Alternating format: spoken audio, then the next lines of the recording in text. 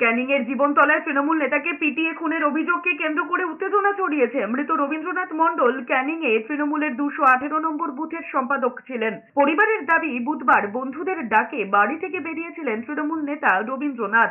রাতে বাড়ির কাছে সংজ্ঞাহীন অবস্থায় রাস্তায় পড়েছিলেন রবীন্দ্রনাথ। ক্যানিং মহকুমা হাসপাতালে নিয়ে গেলে তৃণমূল নেতাকে মৃত বলেই ঘোষণা করা হয়। প্রতিবেশী পাপ্পু মণ্ডলের কাছ থেকে টাকা ধার নিয়েছিলেন রবীন্দ্রনাথ, সেই কারণেই মদ খাইয়ে বেহুশ করে পিটিয়ে খুন করা হয়েছে বলে অভিযোগ পরিবারের। ঘটনার তদন্ত শুরু করেছে জীবনতলা থানার পুলিশ।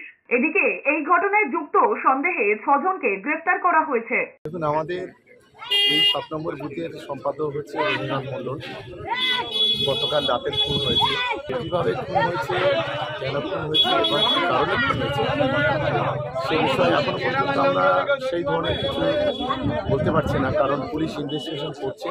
এদিকে মালদার বৈষ্ণবনগরের জানুটোলায় কংগ্রেস কর্মীকে পিটিয়ে খুনের চেষ্টার অভিযোগ উঠেছে তৃণমূলের বিরুদ্ধে।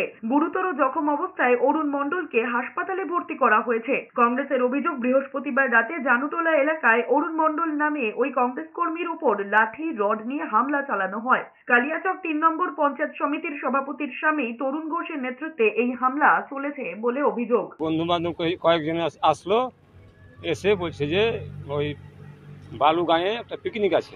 আসার সময় তরুণ ঘোষেরা ওখানে দলবল নিয়েছিল বিজয় মোড়ে, সেখানে মারধর করলো, মানে মরেই গেছে আর কি, হোঁচগান ছিল না।